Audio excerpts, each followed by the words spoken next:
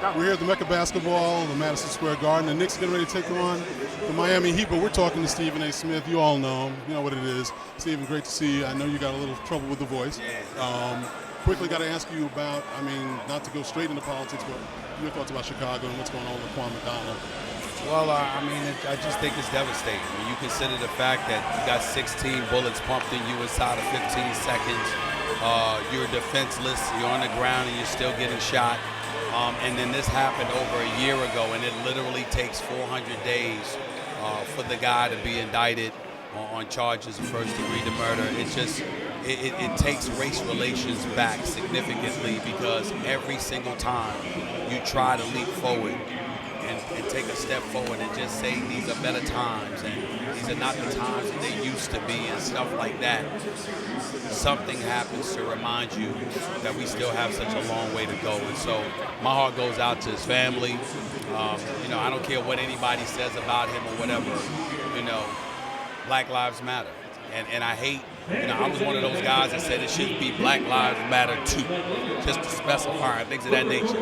But damn all that. The hell with it. The hell with all the technicalities. The fact of the matter is, when stuff like this happens, it's a reminder that when it comes to African Americans in this country, at least in the eyes of a few people, because the few always taint the many, at least in the eyes of a few people, we got a long ways to go in the world of race relations. It's just that simple, because we don't matter nearly as much as we should to that few.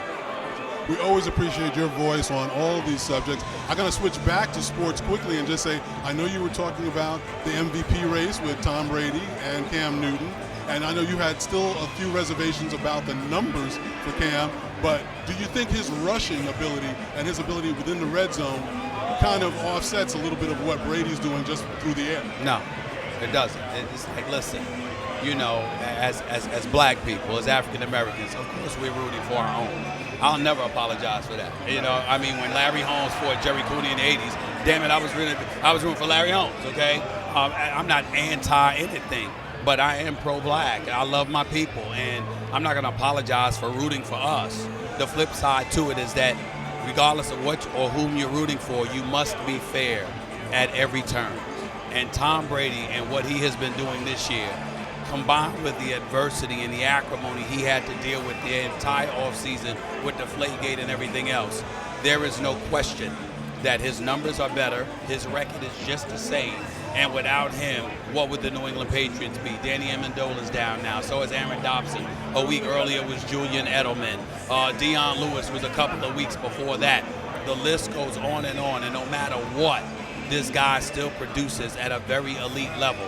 Cam Newton is completing 56% of his passes. He's running the ball effectively. He shows up at crunch time, and he's number 2 on the MVP list. There's nothing to be insulted about by that. But he's not Tom Brady. It's just that simple, and we just have to accept that.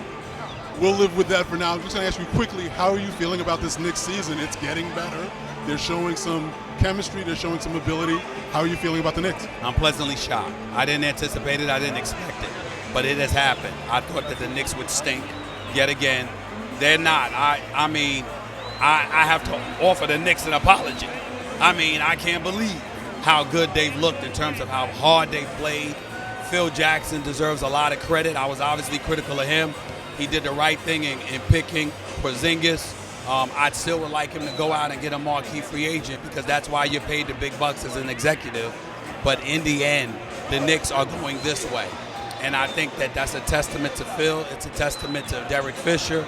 It's a testament to the players and how hard they're playing. That's why I said I've ended my boycott. This is my first time back, literally in a year. I was so disgusted with the New York Knicks. I swore I was not coming back until they were respectable, and I haven't returned. This is my first time back at the Garden since last December. And guess what? It's because they deserve it.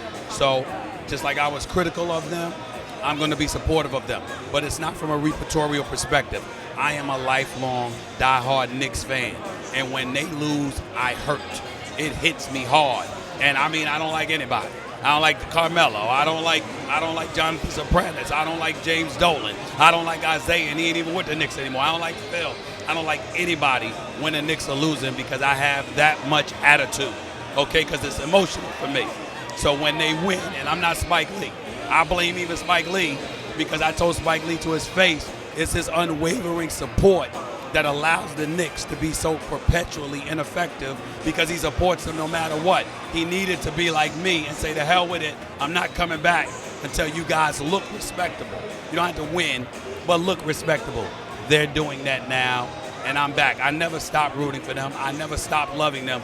But when you love them, you hate them when they mess with your emotions. And I hated them for the last year, but I'm back to loving them again. So this is a good thing. Thank you for breaking some news with us today, Stephen A. We got so much we'd love to talk to you about in the future. Feel better. Look forward to your commentary always. Thanks a lot. Thank you, brother.